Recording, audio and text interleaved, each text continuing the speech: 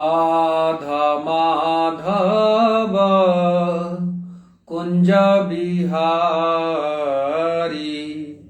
जय गोपी जन वल्लभ गिरवरधारी यशोदानंदन ब्रज जन रंजन यशोदानंदन ब्रज जन रंजन जमुना तीरा बनचारी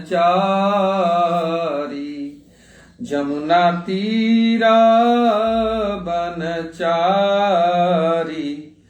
जय राधा माधव कुंज बिहारी जय गोपी जन वल्लभ गिरवरधारी यशोदानंदन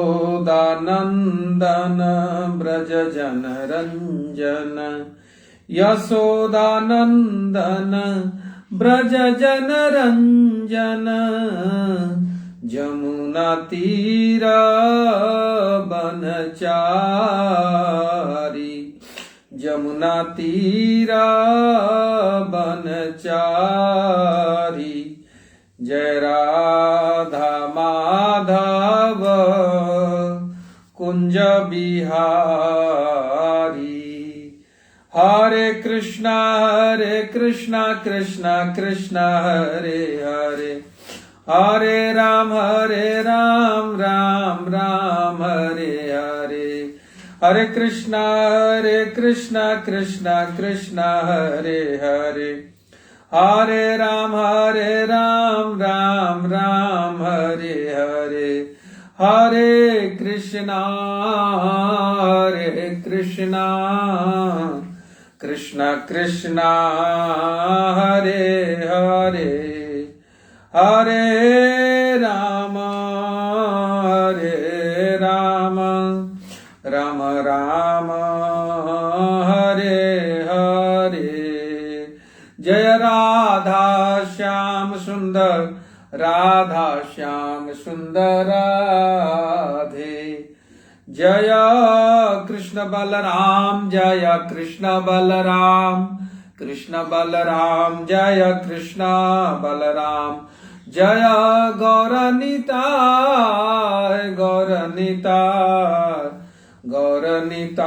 जय गौरनिताय जय जय प्रभुपाद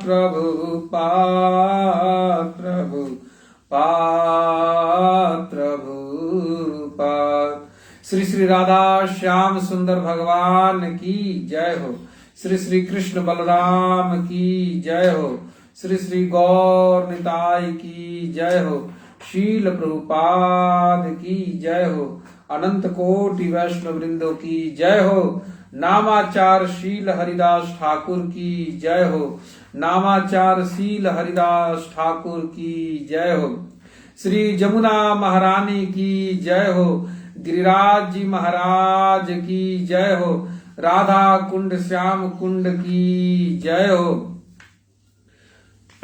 नमो विष्णुपादाय कृष्ण पृष्ठाय भूतले श्रीमते भक्ति वेदांत स्वामिनीति नामिने नमस्ते सारस्वते देवे गौरवाणी प्रचारिणे निर्विशेष शून्यवादी पाश्चात्य देश तारिणी जय श्री कृष्ण चैतन्य प्रभु नित्यानंद श्री अद्वैत गदाधर श्रीवासदि गौर भक्त वृंद हरे कृष्ण कृष्ण कृष्ण हरे हरे हरे राम राम राम हरे हरे।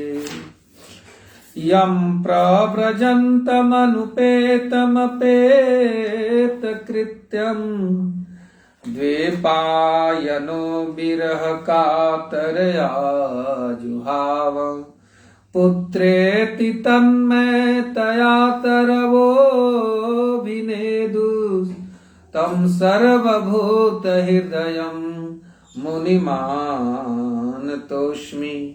नारायणं नमस्कृत्य नरं चैव नरोत्तमं देवीं सरस्वतीं व्यासं ततो जयमुदीरये। कृष्णाय वासुदेवाय देवकीनन्दनाय च नन्दगोपकुमाराय गोविन्दाय नमो नमः। नमः पंकजनाभाय नमः पंकजमालिने नमः पंकजनेत्राय नमस्ते पंकजांग्रये। यत् कीर्तनं यत् स्मरणं यदीक्षणं यद् वन्दनं यच्छ्रवणं यदर्हणं लोकस्य सद्यो विधनोति कल्मषं तस्मै सुभद्रस्रवसे नमो नमः। भूतैर्महद्भिर्ययि महापुरो विभुर्निरमायसेते यदमुषु पुरुषः भुङ्क्ते गुणां षोडश षोडशात्मकः सोऽलङ्कृशिष्ट भगवान् वचांसि मे। योऽन्तः प्रविश्य मम वाचमिमां प्रसुप्तां सञ्जीवयत्यखिलशक्तिधरः स्वधाम्ना अन्यास्सहस्रचरणश्रवणत्वगादीन् प्राणान् नमो भगवते पुरुषाय तुभ्यं। नमो महद्भ्योऽस्तु नमः शिशुभ्यो नमो युवेभ्यो नमः आवटुभ्यो ये ब्राह्मणागामवधूतलिङ्गाश्चरन्ति तेभ्यः शिवमस्तु राज्ञाम्। हे कृष्ण करुणा सिन्धो दीनबन्धो जगत्पते गोपेश गोपिकान्त राधाकान्त नमस्तुते। तप्त कांचन गौरांगी राधे वृंदावनेश्वरी वृषभानुसुते देवी प्रणमामि हरिप्रिय। जयतां सुरतौ पंगुर्मम मन्दमतेर्गति मत्सर्वस्य पदाम्भोजो राधा मदन मोहन। वाञ्छाकल्पतरुभ्यश्च कृपा सिन्धुभ्यैव च पतितानां पावनेभ्यो वैष्णवेभ्यो नमो नमः। नमो महावदन्याय कृष्णप्रेमप्रदायते कृष्णाय कृष्णचैतन्य नाम्ने गौरत्विषे नमः। ॐ नमो भगवते वासुदेवाय। ॐ नमो भगवते वासुदेवाय। ॐ नमो भगवते वासुदेवाय। श्रीमद् भागवत महापुराण स्कंद 2 अध्याय प्रथम श्लोक संख्या 5। तस्माद् भारत सर्वात्मा भगवान ईश्वरो हरिः श्रोतव्य कीर्तितव्यश्च स्मर्तव्यश्च क्षता भयम्। हरे कृष्णा। तो इस कथा को प्रारंभ करने के पहले मैं कृष्ण करुणामृत के एक श्लोक का रसास्वादन थोड़ा सा करते हैं, 2-3 मिनट। पल्लवारुण पाणि पंकज संगि वेणुरवाकुलम् फुल्ल पाटल पाटली परिवादि पाद सरोरुहम् उल्लसन मधुराधर दीप्ति मंजरी सरसाननम् वल्लवी कुच कुंभ कुंकुम पंकिलम प्रभुमाश्रये। इसमें बिलमंगल ठाकुर कह रहे हैं कि जिनके किसलय कोमल अरुण कर कमलों में सुशोभित बंसी की स्वर लहरी स्वयं उसको अथवा ब्रजबालाओं को आकुल कर रही है। भगवान अपने कर कमल में हाथ में बंसी लिए हैं और बंसी जब बजा रहे हैं तो ब्रजंगनाओं को, ब्रज की स्त्रियों में व्याकुलता उत्पन्न हो रही है। और जिनके चरण कमल केसरिया पुष्पों को तिरस्कृत कर रहे हैं। इतने सुंदर कमल के समान सुंदर है भगवान के। इस संसार में ऐसी कोई वस्तु है नहीं कि जिसे भगवान के श्री अंगों की तुलना की जा सके। तो सबसे श्रेष्ठ पाया जाता है कि भाई कमल है, तो उसी से भगवान की तुलना की जाती है। सबसे श्रेष्ठ कमल। इसके अतिरिक्त तो हमने भाई देखा नहीं है, तो हम लोग के लिए यही उदाहरण दिया जाता है। तो भगवान के चरण कमल ऐसे हैं जो केसरिया पुष्प को भी तिरस्कृत कर रहे हैं, यदि वह चरण का। और जिनका मुख मंडल मधुर अधरों की लालिमा की कांति से उल्लसित है। भगवान के जो मुख कमल है अतिशय सुंदर है। एक बार व्यक्ति देखे तो देखता ही रह जाता है। और ये जो ओठ है, तो कुंदरू एक फल होता है लाल लाल, तो भगवान के जो ओठ है बहुत लाल लाल है और उनकी बड़ी शोभा बढ़ रही है। और जो ब्रजबालाओं के कुछ कलशों पर लगे कुमकुम से अंकित है, उन प्रभु की मैं शरण लेता हूं। बिलमंगल ठाकुर जी कहते हैं कि ऐसे श्री कृष्ण का मैं आश्रय लेता हूं। ब्रजबालाओं के कुछ कलशों पर लगे कुंभ से अंकित है, तो ऐसे प्रभु का मैं आश्रय लेता हूं, शरण लेता हूं। पल्लव वारुण पाणि पंकज संगि वेणुरवाकुलम फुल्ल पाटल पाटली परिवादि पाद सरोरुहम उलसन मधुराधर द्युति मंजरी सरसाननम वल्लवी कुच कुंभ कुंकुम पंकिलम प्रभुमाश्रय। ऐसे श्री हरि का मैं आश्रय लेता हूं। मैं ये श्लोक इसलिए प्रस्तुत किया, ये हालांकि बहुत ही गुढ़ भाव से युक्त है। इसको चैतन्य महाप्रभु अक्सर श्रवण करते थे, कृष्ण करुणामृत। क्योंकि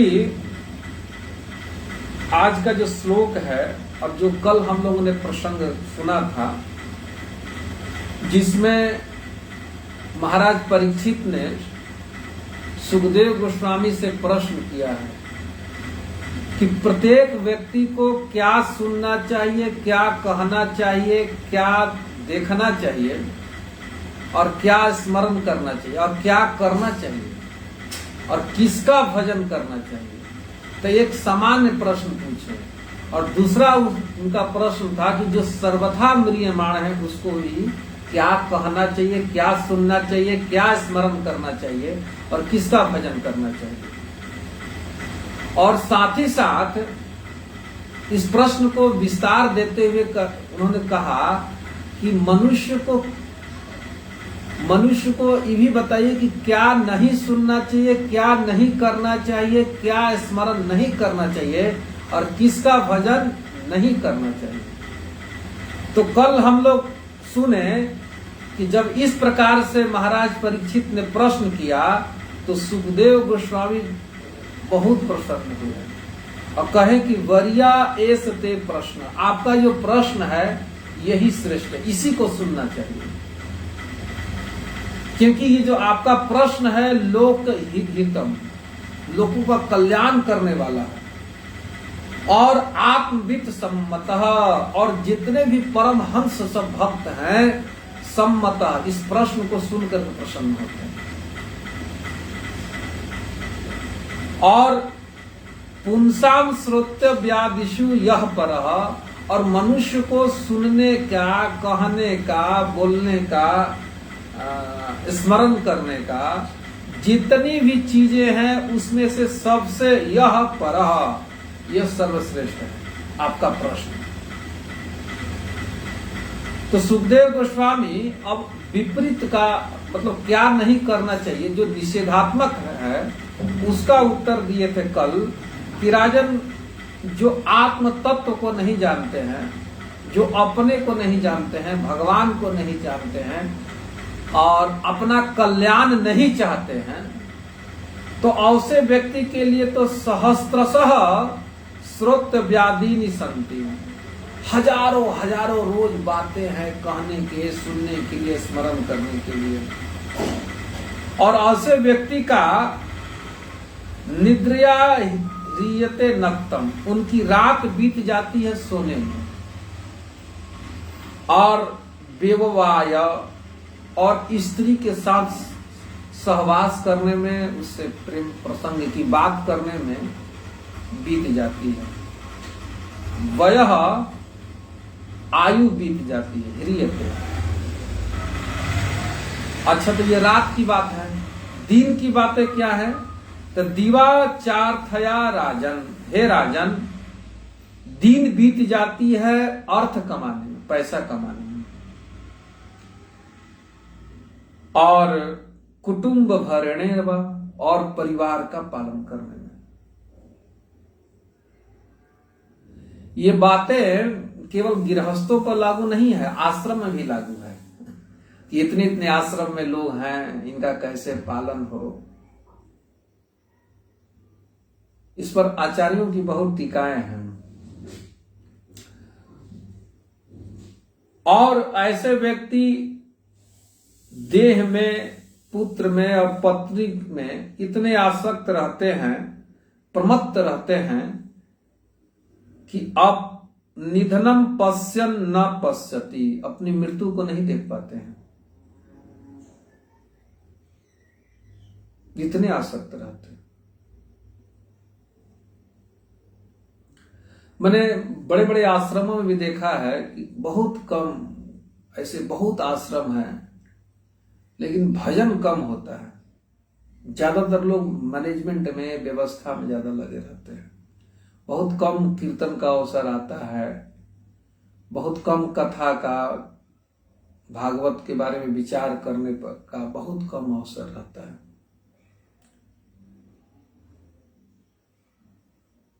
तो कह रहे हैं कि ऐसे जो व्यक्ति होते हैं जो घर में आसक्त हैं, ऐसे व्यक्ति निधनम पश्यन न पश्यति, अपनी मृत्यु को नहीं देख पाते हैं। आयु तेजी से बीतती जा रही है, रोज हर क्षण बीत रही है और हम देख रहे हैं, लेकिन आसक्त होने के कारण व्यक्ति इसको न पश्यति, नहीं देख पाता है। तो इन 3 श्लोकों में जो व्यक्ति परम आसक्त है संसार में और भगवान का भजन नहीं कर रहा, तो उसके लिए कह रहे कि कहने के लिए, सुनने के लिए हजारों हजारों बातें हैं और व्यक्ति उसी में प्रमत्त रह करके अपने जीवन को व्यर्थ ही बिता देता है। दिन का भी वर्णन की कैसे बिता देता है कि बहुत कठोर परिश्रम करने में और कुटुंब के भरण करने में, और रात बिता देता है सोने में और स्त्री प्रसंग में। तो इस तरह से बीत रहा है, ह्रियते वयः, आयु तेजी से बीत रही है। अब बता रहे हैं कि मनुष्य को क्या करना चाहिए। तो कह रहे हैं तस्माद् भारत सर्वात्मा भगवान ईश्वरो हरि, श्रोतव्य कीर्तितव्यश्च स्मर्तव्यश्च क्षता भयम। तस्मात्, इसलिए, हे भारत, हे महाराज परीक्षित, सर्वात्मा, सभी के प्रिय, भगवान हरि ईश्वर, जो हरि हैं। हरि शब्द क्यों कह रहे हैं? जो सबके मन को हर लेते हैं उनको हरि कहते हैं। चाहे एक आचार्य टीका कहते हैं कि सारे दुखों का हरण कर लेते हैं। हम चाहते हैं ना, प्रयास कर रहे हैं कि हमारे दुख मिट जाए, हमारी चिंता मिट जाए, तो हमारी सब चिंताओं को, दुख को हरण कर ले, उसको हरि कहते हैं। तो ये भगवान के अतिरिक्त तो कोई हर नहीं सकता है और कोई दुख मिटा भी नहीं सकता है।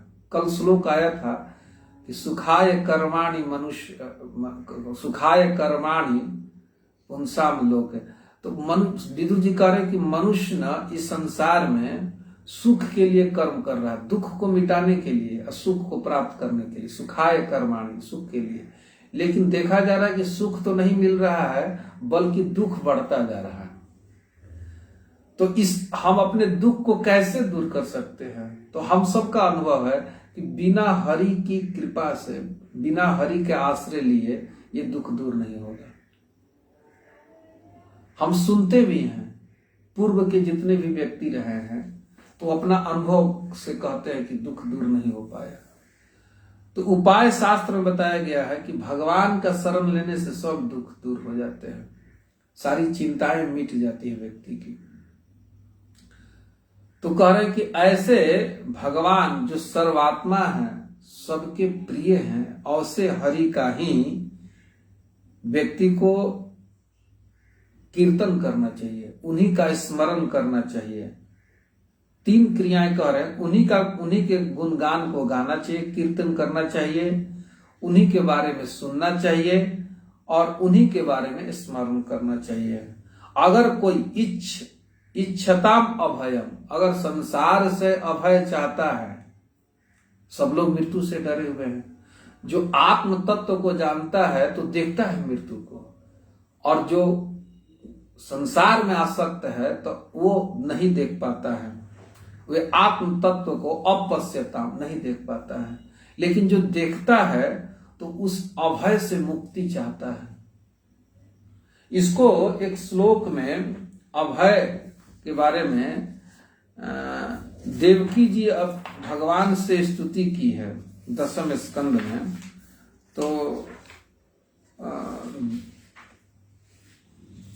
10वें स्कंद के 10वें स्कंद के 2 अध्याय में सर देवकी जी ने भगवान से प्रार्थना किया है। तो उसमें उस श्लोक में कहती हैं देवकी जी कि ये जो संसार है, भीतो पलायन, ये संसार जो है सदा भय से आक्रांत है। वो श्लोक में निकाल रहा हूं ताकि संख्या सबको बता सकूं। हाँ, देवकी जी कह रही है 2 अध्याय में 10वें स्कंद के 27 नंबर श्लोक, मृत्यु व्याल भीत पलायन लोकान सर्वान निर्भयम नाध्य गच्छत तत्पादाब्जम प्राप्य यदृच्छयाद्य स्वस्थ सेते मृत्यु रस्माद उपैति। 27 नंबर श्लोक में कह रही हैं कि हे प्रभु, भगवान जो कारागृह में देवकी जी के गर्भ से जो प्रकट हुए हैं, उस चतुर्भुज रूप में भगवान प्रकट हुए हैं। यहां पर आचार्यों ने टीका दिया कि भगवान इस रूप में क्यों प्रकट हुए, चतुर्भुज रूप में। ये इसलिए प्रकट हुए हैं कि देवकी बहुत भयभीत थी, क्योंकि उसके सामने ही उसके 6 पुत्रों का कंस ने वध कर दिया था। तो भगवान तो बड़े परम सुंदर है, तो उसको मन में भय है कि कहीं कंस ना आ जाए और जैसे 6 मेरे पुत्रों को नृशंस हत्या कर दिया, कहीं कृष्ण को भी ना कर दे। तो भगवान तो भक्त वत्सल है, भक्त के भाव को जान जाते हैं। तो भगवान गर्भ से जो प्रकट हुए हैं तो चतुर्भुज रूप से प्रकट हुए, शंख चक्र गदा लिए हैं। डरने की बात नहीं है, मैं उन 6 बालकों जैसा नहीं हूं, मैं तो ईश्वर हूं भाई। तो ऐसे चतुर्भुज रूप में विराजित भगवान को स्तुति कर रही है देवकी जी। तो कह रही है कि हे प्रभु, यह जीव मृत्युग्रस्त को प्राप्त हो रहा है और यह मृत्यु रूप कराल ब्याल से भयभीत होकर संपूर्ण लोकांतरों में भटक रहा है। हम सबको अब पीछा कौन कर रहा है? मृत्यु, दुख पीछा कर रहा है, हम उससे बचना चाह रहे, भाग रहे हैं। तो कह रही कि पलायन कर रहे हैं, भाग रहे हैं मृत्यु से। सर्वान लोकान, सभी लोक में जीव कांप रहा है। मृत्यु ऐसी चीज है कि कांप जाता है, लोग भाग रहा है। पलायन शब्द कह रही है मृत्यु से। और परंतु इसे कहीं भी ऐसा स्थान नहीं मिला जहां वे निर्भय हो सके। तो इसमें एक शब्द पर प्रयोग करिए, सर्वान लोकान। एक व्यक्ति का नहीं बात करिए, मृत्यु लोक में जितने लोक हैं, स्वर्ग लोक आदि जितने लोक हैं इस ब्रह्मांड में माया के अधीन, उनमें विराजित सभी लोगों की स्थिति है।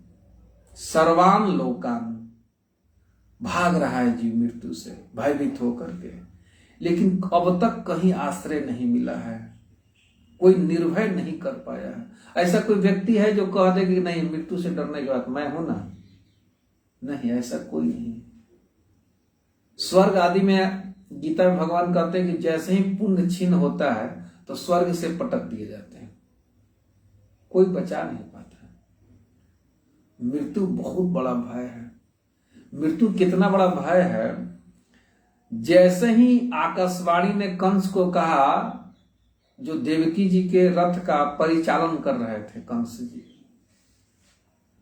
जैसे ही कान में सुने कि अरे मूर्ख, इसी देवकी के गर्भ से जो 8वां पुत्र उत्पन्न होगा वो तुम्हारा वध करेगा।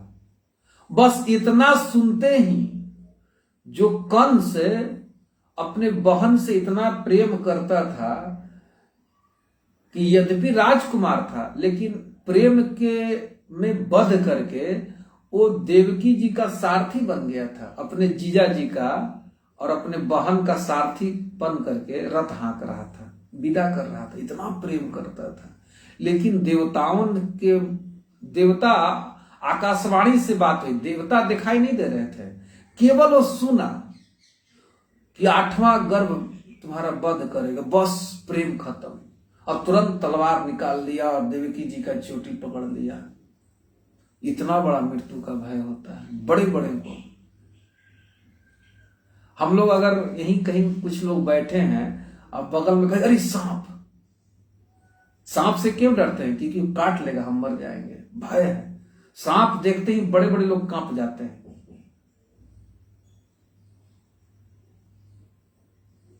मृत्यु से बचना चाह रहा है जीव और मृत्यु पीछा कर रही है जीव का। मृत्यु से नहीं बच सकता है। कोई कहे कि नहीं मृत्यु नहीं होगी, हम अमेरिका भाग जाएंगे, कहीं ऐसा स्थान ले जहां छिप जाए, जहां मृत्यु की पहुंच ही ना हो। तो संसार में ऐसा कोई स्थान नहीं है, कोई ऐसा लोक नहीं है जहां मृत्यु नहीं है। सबकी अपनी एक सीमा है आयु की, उसके बाद उसे मरना ही पड़ेगा, शरीर को त्याग करना पड़ेगा। तो कह रहे हैं देवकी जी भगवान से, अच्छा, ये देवकी जी अपना भय बता रही है, हे नाथ आप यहां से चले जाइए। लेकिन इसी क्रम में, क्योंकि एक मां का कितना प्रेम होता है, कितनी कष्ट को सही है, एक प्रश्न होता है कि देवकी जी, वसुदेव जी मर क्यों नहीं गए? और अरे भाई, उन्हीं के सामने उनका पुत्र मारा जा रहा है, कैसे सह लिए, कैसे सह लिए? आचार्यों ने टीका में कहा है कि इस बात से सह लिए, इस आस से कि भगवान आएंगे और सब कुछ ठीक करेंगे, सब प्रकार के भय नष्ट हो जाएंगे। ये एक बात है। और भगवान के मुख कमल को देखेंगे, भगवान के भक्त है ना, भगवान हमारे पुत्र बन रहे हैं, तो इस कारण से सब सह लिए। भगवान के लिए व्यक्ति सब कष्ट सह लेता है। इस प्रत्यक्ष लीला में देखा जा रहा है। देवकी जी, वसुदेव जी सब सह रहे हैं पीड़ा। तो कह रही है देवकी जी की सर्वान लोकान पलायन, किससे भाई? मृत्यु ब्याल भीत, मृत्यु से सब भयभीत है। यद्यपि सब कहते हैं यार हमको कोई भय नहीं, अरे भय नहीं है, भय तो ये संसार में सर्वत्र भय है भाई, भय से ही जीव आक्रांत है।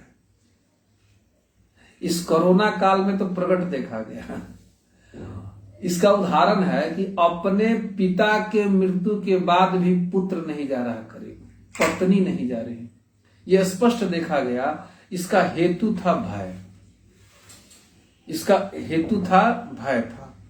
इसी बात को देवकी जी कह रही हैं कि सर्वान लोकान, सभी लोक में जीव मृत्यु ब्याल भीतः और पलायन कर रहे हैं,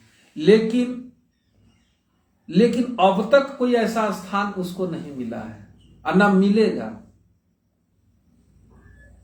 लेकिन कह रही हैं कि आज बड़े भाग्य की बात है कि आपके चरणावृंद की शरण मिल गई है। त्वत्पादाब्जम प्राप्य यदृक्षया, हे गोविंद आपका जो चरण कमल है उस भक्तों को अभय प्रदान कर देता है। श्रील प्रभुपाद जी एक श्लोक कोट करते थे प्राय, यद यद पद विपदाम, पग पग पर संकट है, पग पग पर मृत्यु तो सर्वत्र है और सब समय है, सर्वदा और सर्वत्र हम मृत्यु के अधीन हैं। एक उदाहरण दिया गया है इसी इसका प्रथम अध्याय के 13वें में नारद जी ने कहा है, उस श्लोक कोट करता हूं थोड़ा सा। इसमें 13वें अध्याय में नारद जी ने युधिष्ठिर महाराज से कहा, जब उनके चाचा जी बिना बताए हस्तिनापुर से चले गए हैं और सवेरे वो उठे, वो प्रणाम करने जाते थे रोज अपने चाचा चाची को, गुरुजनों को, ब्राह्मणों को प्रणाम करते थे, रोज का नियम था युधिष्ठिर महाराज का। तो गए तो देखे कि नाहम वेद गतिम पितरो भगवान को गतावित अम्बा वा हत पुत्रार्ता को वा गता तपस्वनी। हाय हाय, मेरे चाचा जी कहाँ चले गए और मेरी तपस्वनी अम्बा, मेरी माँ कहाँ चली गई, मेरी अर्थात मेरी चाची कहाँ चली गई। इस प्रकार से वे विलाप कर रहे थे। तो उसी समय नारद जी आ गए बीड़ा बजाते हुए और कहे कि अरे भाई किसी की चिंता क्यों कर रहे हो? कहे कि भाई हम अपने चाचा चाची का चिंता कर रहे हैं कि उनका कौन देखभाल करेगा। चाचा जी अंधे हैं और चाची हमारी जो भी है वो भी अंधी है, पता नहीं उनका क्या होगा, चारों तरफ मृत्यु फैली हुई है। तो धृतराष्ट्र स भात्रा गंधार्या च स्वभार्या दक्षिण हिमवत ऋषि नाम आश्रमम गतम। तो उन्होंने बताया कि तुम्हारे उत्तर दिशा में चले गए हैं वहां हिमालय की तरफ, और बताया कि तुम चिंता क्यों कर रहे हो। कह रहे कि काल कर्म गुणो अधीनो देहो यम पंच भौतिक। ये जो देह है जिसकी तुम चिंता कर रहे हैं, चाहे कर रहे हो, तो ये अधीन है काल के, कर्म के और गुणों के। प्रत्येक जो शरीर है, अयम देहो, ये जो देह है, पंच भौतिक, जो 5 शरीर वस्तुओं से बना हुआ है। तो काल कर्म गुणा अधीन, ये काल के, कर्म के और गुण के अधीन है। और व्यक्ति क्या करता है कि दूसरों का चिंता करता है। उसकी ये अवस्था कैसे है? कथम अन्यास्तु गोपा यत सर्पग्रस्तो यथा परम। जैसे कोई मेढक है, तो मेढक का एक पैर सांप के मुख में है, सांप पकड़ लिया है और सांप धीरे धीरे धीरे धीरे निगलता है और उसको निगल रहा है और सांप निगला हुआ है। और जो मुखिया है घर का, मेढक का भी परिवार होता है, तो वो दूसरे का चिंता कर रहा है, पुत्र का, पत्नी का, इनका क्या होगा। ये स्थिति है जीव की। वो काल के गाल में चला जा रहा है धीरे धीरे, लेकिन दूसरे का चिंता कर रहा है जीव। तो यहां पर नारद जी कहें कि अरे राजन, निरंतर जीव काल के अधीन है, काल रोज मार रहा है। अब जैसे अब कितना सर्प, काल रूपी सर्प के मुख में है, तो आयु से पता चल जाती है प्राय। अब जैसे मान लीजिए किसी की आयु 80 वर्ष हो गई, तो अब पूरा अब तो निगल ही गया है करीब।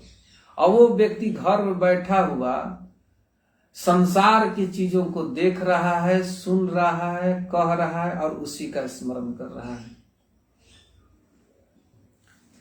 इसको मना कर रहा है शास्त्र। और यहां पर कह रहे हैं कि इच्छताम अभयम, अगर किसी को अभय चाहिए तो क्या करे हैं? श्रोतव्य, कीर्तितव्यश्च स्मर्तव्य। 3 क्रिया कर रहे हैं। किसके बारे में सुने और किसका कीर्तन करे और किसका स्मरण करे? तो भगवान हरि का स्पष्ट निर्णय दे रहे हैं। और इसके लिए शब्द लगा रहे हैं तस्मात्।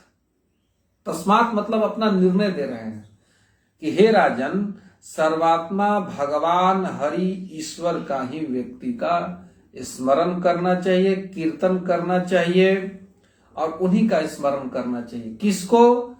इच्छता, कोई इच्छा कर रहा है क्या? अभयम, अभय चाहना चाहता है। अच्छा, इस पर भी एक टीका है कि यहां 4 संबोधन है। सर्वात्मा, भगवान सर्वात्मा है, भगवान है, ईश्वर है और हरि है। इस पर सर्वात्मा का अर्थ होता है कि प्रियत्व है भगवान में। हम में यह स्वभाव है कि हम प्रियत्व ढूंढ रहे हैं चारों तरफ अन्य लोगों में, लेकिन वो प्रियत्व को प्राप्त व्यक्ति नहीं कर रहा है, क्योंकि कोई प्रिय है ही नहीं है। तो कह रहे हैं कि प्रिय जो व्यक्ति होता है, तो व्यक्ति उसी के बारे में कहता है, सुनता है, उसी का स्मरण करता है। तो संसार में जिसको व्यक्ति प्रिय मानता है नहीं। संसार में जितनी चीजें हैं उसका एक आधार है मत्वा, मानने पर है। जैसे कई घरों में देखता हूं कि पुत्र माता पिता का उपेक्षा करता है। कई घरों में जाता हूं, देखता हूं, उपेक्षा करता है। और उस बालक को है ज्ञान कि मेरी जननी यही है और मेरा लालन पालन यही की है और मेरे लिए ही इसका जीवन समर्पित रहा विवाह के पूर्व तक। मेरे बारे में ही चिंतन करती है, मेरे कल्याण के बारे में। लेकिन व्यक्ति जब वयस्क होता है और उसमें विकार आती है और विकार के अधीन होकर के व्यक्ति उस संबंध को नहीं मानता है, मत्वा, तो विच्छेद हो जाता है, माता पिता से अलग रहता है। अथवा कई घरों में मैंने देखा है कि व्यक्ति पति पत्नी विवाह किए हैं और उसी को अपना प्रिय मानता है। जैसे बालक बाल काल में माँ से बहुत प्रेम करता है, माता पिता से। छोटे छोटे बालक होते हैं, अगर 5 साल 6 साल के हैं, माता पिता से अलग कर दीजिए और कहिए कि बेटा खिलौना लो, जो मन चाहिए वस्तु लो, लेकिन वो रोने लगता है। माँ चाहिए, क्योंकि माँ प्रिय है। लेकिन वही देखा जाता है जब वयस्क हो जाता है तो माँ प्रिय नहीं है, अब पत्नी प्रिय है। अब माँ की उपेक्षा करता है, क्योंकि प्रियत्व अब माँ में नहीं है, अब किसी अन्य व्यक्ति में है। तो अब उससे भी तो वो प्रियत्व को जब नहीं प्राप्त करता है, चाहे अनुभव नहीं करता, तो उसका भी व्यक्ति त्याग करता है। मैंने देखा है अपने ही शहर में, कई हमारे मित्र हैं जो सिविल कोर्ट में एडवोकेट हैं, चाहे किसी पद पर, तो बोलते हैं कि बहुत डाइवोर्स की केसेस आते रहते हैं डेली। कई कई घटनाओं मैंने देखा है। एक हमारे मित्र है, उनको तो मैं पत्र लिखा था, तो प्रेम विवाह किया। ये 98-97 की बात है। और मैंने पूछा कि भाई इसको, इस माता पिता की क्यों उपेक्षा कर रहे हैं? एकलौते पुत्र हो, तुम्हारे माता पिता तुम्हारे लिए एक से एक लड़कियां चुन रखी हैं। कहा कि नहीं, ये मुझसे बहुत प्रेम करती है, ये मुझे प्रिय लगती है। तो उस प्रियत्व के लिए उस व्यक्ति ने माता पिता का त्याग कर दिया। मैं उस दोस्त को समझाने के लिए दिल्ली गया था, वृंदावन जाने के क्रम में वे दिल्ली मिला। तो हम बोले कैसे जानते हो कि तुम्हें प्रिय है? और आज उसी से डाइवोर्स का केस लड़ रहा है।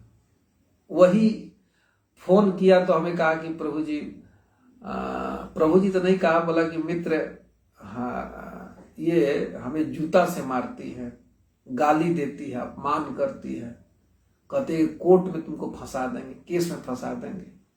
तो मैं तो मुझे हंसी आती है कि ऐसी स्थिति हो जाती है। एक समय वो प्रिया बनी रहती है और एक समय वही शत्रु का काम करती है। तो व्यक्ति क्या कर रहा है? प्रियत्व को ढूंढ रहा है, लेकिन कहीं मिल नहीं रहा है। और फिर वो व्यक्ति देखा जाता है कि फिर मित्रों में ढूंढता है प्रियत्व। अभी कई मैंने देखता हूं बम्बे आदि शहरों में कि एक एक व्यक्ति 4-4 विवाह किए हैं। फिल्म इंडस्ट्री के कई व्यक्तियों का चरित्र कोई व्यक्ति सुनाता है। हरिद्वार कथा में थे तो एक फिल्म इंडस्ट्री से जुड़े हुए व्यक्ति कथा में आए थे। हमारे गुरु महाराज की कथा चलती है हरिद्वार में, तो वहां आए थे। तो वो सब कहानी बता रहे थे कि एक स्त्री से विवाह किया, अभी पत्नी है, डाइवोर्स भी नहीं लिया, तब तक दूसरे से प्रेम करने लगा, अब विवाह भी कर लिया। तो एक एक लोग कई स्त्रियों से विवाह कर रहे हैं, लेकिन प्रियत्व को प्राप्त नहीं कर पा रहे हैं। अगर प्रियत्व रहता तो प्रथम को छोड़ता क्यों? एक अभी मैंने एक समाचार पढ़ा कि उत्तर प्रदेश में एक मंत्री थे, अखिलेश जी की जब सरकार थी 2012 से लेकर 17 तक, तो उसमें एक मंत्री थे। तभी मैंने बड़ा ही हाईलाइटेड न्यूज था उस समय, 2 महीना या 3 महीना पहले, कि वो 6ठा विवाह कर रहे हैं। तो उनकी जो तीसरी पत्नी थी वो केस ठोक दी है केस ठोक दी है। अभी 3 तलाक का जो कानून बना है, क्योंकि वो मुस्लिम परिवार से, तो वो मंत्री था, कोई साधारण व्यक्ति नहीं था। एक राज्य, बहुत बड़े राज्य, उत्तर प्रदेश जो है एक ऑस्ट्रेलिया के समान है, बहुत बड़ा राज्य है, और वो मंत्री 6ठा विवाह कर रहा है। तो मैंने एक मित्र को कहा कि 5 से इसे प्रियत्व नहीं प्राप्त हुआ, तब न 6ठा कर रहा है। अच्छा, क्रम कैसे बनता गया? प्रथम से विवाह करता है व्यक्ति कितना धूमधाम से, फोन पर आजकल बात करता है, लगता है कि अब पत्नी के लिए तो जान ही दे देगा। माता पिता का भी व्यक्ति उपेक्षा कर देता है। तो प्रथम से प्रियत्व नहीं मिला, तब न दूसरा विवाह किया। हमने देखा है अपने शहर में कि व्यक्ति आत्महत्या कर लेता है। अगर लड़की हमें नहीं मिली, एक मैं घर में गया था तो माता पिता समझा रहे थे, हमें भी बहुत अफसोस हुआ, लड़का फिर बाद में फांसी लगा लिया। माता पिता रो रहे थे, वो कह रहे थे कि जाने दो बेटी, चली गई, एक दूसरी बहू तुमको ला देते हैं, जिससे बोलो उससे विवाह कर देंगे। कहा कि नहीं, मुझे वही चाहिए। मैंने देखा है आंखों से कि ऐसा व्यक्ति हत्या कर लेता है। तो प्रियत्व है प्रथम में, तब ना तो अब उससे प्रियत्व को प्राप्त नहीं कर रहा, तब भी दूसरा, तीसरा, चौथा इस तरह से चलते रहता है। तो मैं इस सर्वात्मा शब्द का कह रहा हूं अर्थ कि भगवान प्रिय है, इसलिए इनके बारे में ही सुनना चाहिए, इनके बारे में ही कहना चाहिए, इन्हीं का स्मरण करना चाहिए। क्यों? क्योंकि हम प्रियत्व को ढूंढ रहे हैं, तो प्रियत्व मिल जाएगा। भगवान सबसे प्रिय है, और आज तक इतिहास है, जिसने भगवान से प्रेम किया भगवान को छोड़ नहीं पाया। इतना वैर हो गया, जैसे जट भरत महाराज पूरे पृथ्वी के सम्राट थे, और भगवान की लीला कथा सुनकर भगवान में इतना प्रेम हुआ कि अपने राज्य का उन्होंने त्याग कर दिया। मलवत, जैसे हम लोग मल त्याग करके उधर ध्यान देते नहीं है, बल्कि स्मरण कोई दिलाए तो आदमी थूकने लगता है। और युवा काल में उनकी हजारों रानियां थी, उनका राज्य ऐसा था जट भरत महाराज का कि देवता अनुकूल थे, समय पर वर्षा होती थी और पृथ्वी मनचाहा चीज देती थी, औसम व्यक्ति। और चित्रकेतु महाराज के बारे में कहा गया है काम दुघा, ये पृथ्वी काम दुघा थी। जैसे आचार्य टीका में लिखते हैं कि जैसे अभी तो गर्मी का दिन नहीं है इधर उत्तर भारत में, आम की फल की इच्छा हुई तो सब वृक्षों में आम फर जाते थे, मीठे मीठे। गहना की जरूरत है, आभूषण का, तो पृथ्वी अन्न, जैसे अभी वर्तमान में हमें अन्न चाहिए, चाहे कोई पदार्थ चाहिए, तो हम पृथ्वी से ग्रहण करते हैं। इसका एक तरीका है कि पौधा को लगाते हैं और उससे हमें अन्न मिलता है। हमें मीठा स्वाद चाहिए तो पृथ्वी से मिलता है, तीता चाहिए तो पृथ्वी देती है। अभी इतना कलयुग का प्रभाव है, अधर्म है, तब तो पृथ्वी सब कुछ प्रदान करती है। सोना चांदी जितने चीज आते हैं सब पृथ्वी से आती हैं। तो ये जो पृथ्वी है सब कुछ प्रदान करती है। आज भी जितने भी खान है सब पृथ्वी से निकालते हैं महाराज। तो काम दुघा, भागवत में सुखदेव गोस्वामी कहते हैं कि चित्रकेतु महाराज का ऐसा राज था कि पृथ्वी सब कुछ देती थी, देवता अनुकूल, प्रजा अनुकूल। और उनकी कितनी रानियां थी आप सब वैष्णव पढ़े, 1 करोड़ रानियां थी। औसा व्यक्ति जब नारद जी और अंगिरा जी के द्वारा ज्ञान दिया गया तो सब कुछ छोड़ करके भगवान को प्राप्ति के लिए निकल गया। और वही माता पार्वती के द्वारा जब शापित हुए हैं तो वृत्रासुर के शरीर में आए हैं। और क्या सुंदर प्रार्थना कहा है, ममोत्तम श्लोक जने सुसख्यम संसार चक्रे भ्रमत स्वकर्म भी। हे नाथ, केवल आपके भक्तों का संग चाहिए। क्या मांग रहे हैं? भक्तों का संग चाह रहे हैं। तो भगवान मानो ये प्रकट होके कहे कि हे वृत्रासुर जी, आप ब्रह्मा जी का पद ले लीजिए, कुछ और मांगिए। कहे कि ना ना ना ना। इस श्लोक में आप सब स्पष्ट देख सकते हैं कि भगवान से स्पष्ट कह रहे हैं कि न नाक पृष्ठम न च पारमेष्ठम न सारे भौमम न रसाधिपत्यम न योग सिद्धि अपुनर्भवम वा समंजस त्वा विरहे कांक्षे। हे नाथ, आपको छोड़ करके मैं कुछ भी नहीं चाहता हूं। और एक एक चीज को कह रहे हैं, च शब्द लगा रहे हैं, और न एक बार न कह दे कि ये सब चीजें नहीं चाहिए हमें। ना नाक, जैसे कहना कि घर द्वार पत्नी परिवार हमें कुछ नहीं चाहिए, ऐसा कह सकते हैं। लेकिन एक एक शब्द को कह रहे हैं कि नहीं, न नाक पृष्ठम, हमें ब्रह्मा जी का पद नहीं चाहिए। न नाक पृष्ठ मतलब स्वर्ग नहीं चाहिए। न च पारमेष्टम, हमें ब्रह्मा जी का लोक नहीं चाहिए, ब्रह्मा जी का भी पद नहीं चाहिए। ना सार्वभौमम, मैं पूरे पृथ्वी का तीनों लोकों का स्वामी नहीं चाहिए। अथवा एक आचार्य टीका में कहते हैं कि भाई पूरे पृथ्वी का सम्राट नहीं बनना चाहता हूं। न रसाधिपत्यम, ये जो सुतल लोक आदि जो नीचे है वो भी हमें नहीं चाहिए। न योग सिद्धि, हमें किसी प्रकार की सिद्धि नहीं चाहिए। बहुत प्रकार की सिद्धियां हैं महाराज,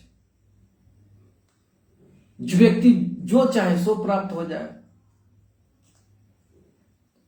वो हमें किसी प्रकार की सिद्धि नहीं चाहिए, न अपुनर्भवम बा, हमें मोक्ष भी नहीं चाहिए। समंजस त्वा विरह कांक्षे, केवल हे नाथ आपको छोड़कर हमें कुछ भी नहीं चाहिए।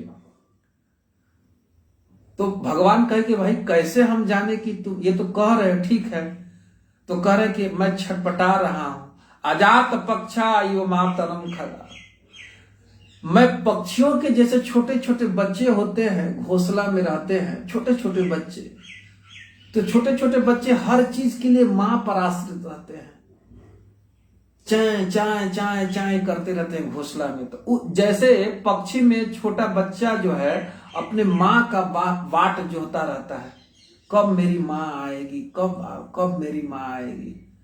वो बालक को और कुछ नहीं चाहिए, किसी से कुछ नहीं चाहिए, किससे चाहिए, माँ से चाहिए। तो उस प्रकार से मैं आपका इंतजार कर रहा हूं। और जैसे नया नया स्तन्यम यथा वत्स तरा क्षुधार था, जैसे जो नया जन्मी हुई बाछी होती है, चाहे बाछा, तो वो तो घर पर रहता है, गाय चली जाती है वन में चरने के लिए, चाहे खेतों में, तो बच्चा माँ का जिस प्रकार से इंतजार करते रहता, माँ माँ कब मेरी माँ आएगी। और कह रहे हैं कि प्रियम प्रिय व व्यसितम विषण्णा, जैसे प्रिया जिनके प्रियतम वन में प्रदेश चले गए हैं। पहले के लोग ट्रेन की इतनी सुविधा नहीं थी आवागमन की, तो व्यक्ति प्रदेश में कमाने जाता है, तो प्रियतम आप उसकी प्रिया घर में बैठी इंतजार करती रहती है कि कब प्रियतम आएंगे, कब आएंगे। जैसे सबरी जी रोज श्रृंगार करती थी, रोज फलों को इकट्ठा करती थी, कब राम आएंगे, कब राम आएंगे।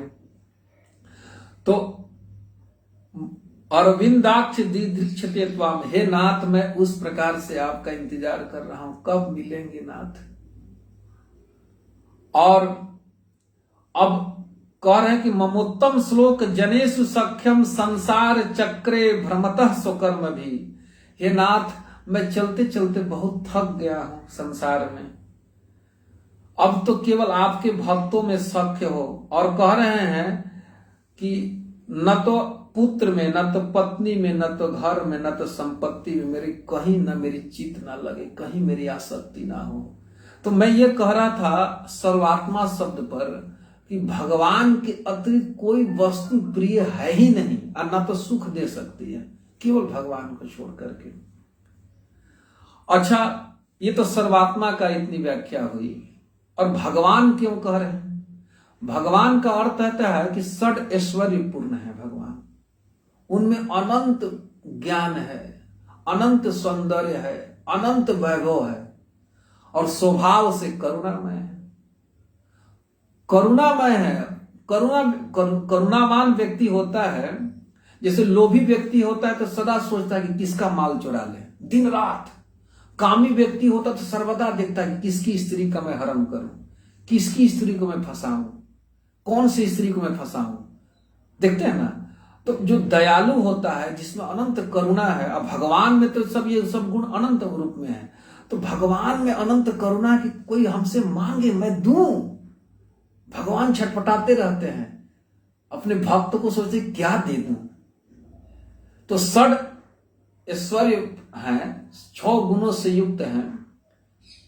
तो इसलिए भगवान कह रहे हैं कि हमारी जो कुछ भी कामना है भगवान दे देंगे। संसार में हम याचना करते रहते हैं, ये देगा वो देगा, कोई नहीं देगा, केवल भगवान देंगे।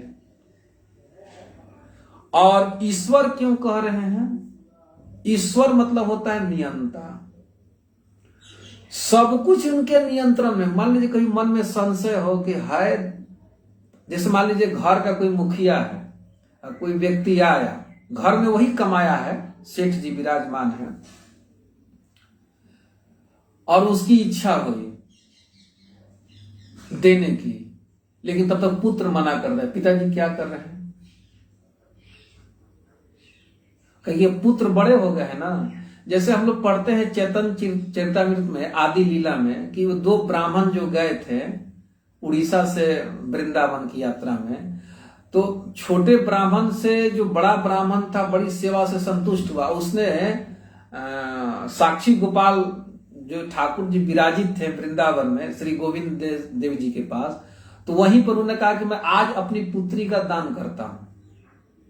और वही व्यक्ति जब अपने घर गए तो वो छोटा ब्राह्मण जा कहा कि भाई आपने कहा है पुत्री का दान कीजिए, तो उसके घर में सब पुत्र सब इसका विरोध किए कि अरे आपके कहने से हो जाएगा, आप दान कर देंगे, जबकि कहा कि अरे भाई ये मेरी पुत्री है, अरे भाई ये मेरी पुत्री है, मैं किसी को दान कर रहा हूं। नहीं करने देते हैं लोग। तो इसलिए ईश्वर शब्द से है कि पूरी तरह से उनके नियंत्रण में सब कुछ है। ऐसा नहीं कि किसी से पूछना पड़ेगा, चाहे कोई अवरोध उत्पन्न करेगा, नहीं, ईश्वर और सब कुछ नियंत्रण में है। और ईश्वर अर्थ का है कि इच्छताम अभयम भी इस शब्द में 5वें में, तो अभय भी कर दे देंगे, क्योंकि काल उनके अधीन है। भगवान कहते हैं कि मेरे भय से सूर्य उगता है, मेरे भय से ये सब चलता है। और कुंती जी तो इस एक प्रार्थना की करती हैं, मैं एक श्लोक उद्धृत कर देता हूं, 8वें अध्याय में है, जिसमें कुंती जी कह रही हैं कि हे नाथ, यद्यपि मैंने देखा है कि काल भी आपसे भय खाता है, काल भगवान से डरते रहता है, मृत्यु थर थर कांपता है काल, लेकिन कह रहे कि गोप्या ददे त्वयि कृता गसिदाम तावद। हे श्री कृष्ण, मैंने देखा कि माता यशोदा ने, क्योंकि उस समय यशोदा जी नहीं, कुंती जी गई थी, गोकुल गई थी, दिवाली का दिन था, तो गई थी, तो अपने आंख से इस लीला को देखी कि कन्हैया बांधा जा रहा है, और मां के भय से भगवान थर थर कांप रहे हैं, भगवान कांप रहे हैं।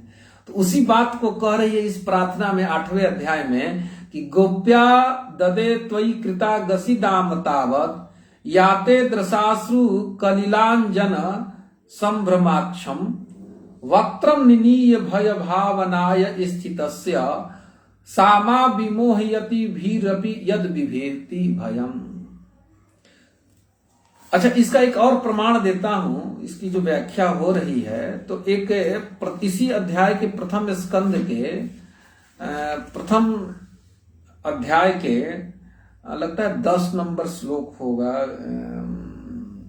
10 नहीं, 14 नंबर श्लोक, जिसको कह रहे हैं अपन्न संस्कृतिम घोराम यन्नाम विवशो गृहण ततः सद्यो विमोचेति यद विभेति स्वयं भयम। कह रहे हैं कि यह जीव जन्म मृत्यु के चक्र में घोर जन्म मृत्यु के चक्र में पड़ा हुआ है। इस स्थिति में भी यदि कभी कोई भगवान के मंगलमय नाम का उच्चारण कर ले तो उसी क्षण उसको भय से मुक्ति मिल जाती है, क्योंकि ये स्वयं जो भय है भगवान से डरता रहता है। ये मैं प्रमाण प्रस्तुत कर रहा हूं कि यद विभेति स्वयं भयम, स्वयं भय भी जिससे कांपता रहता है, भय कांपता रहता है। तो ईश्वर कहने का अर्थ है कि सब कुछ इनके नियंत्रण में है। और चौथा शब्द है हरि।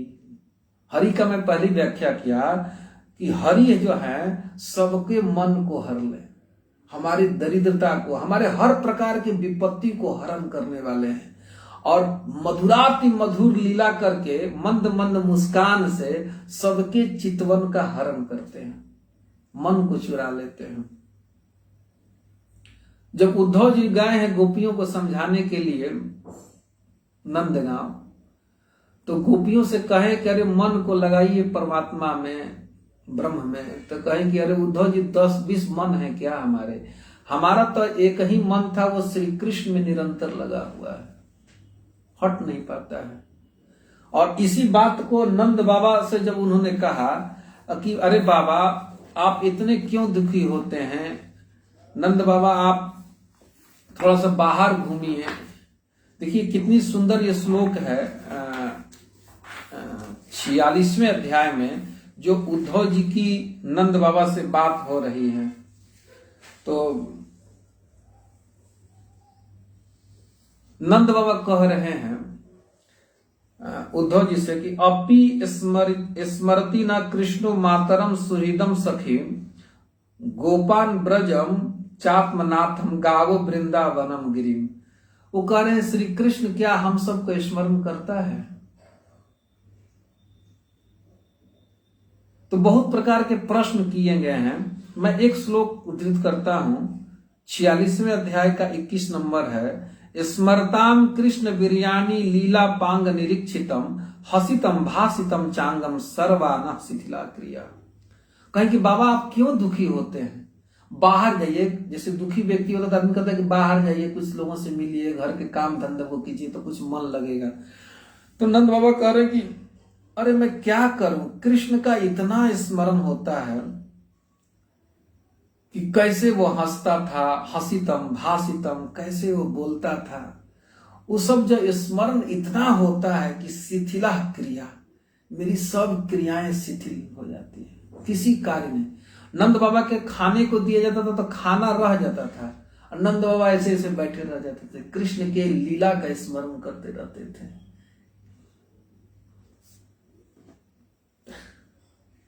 जैसे नंद बाबा खाते थे तो भगवान भी आकर के बैठ जाते थे, और भगवान इतनी मीठी मीठी बातें करते थे कि बाबा खाना भूल जाते थे।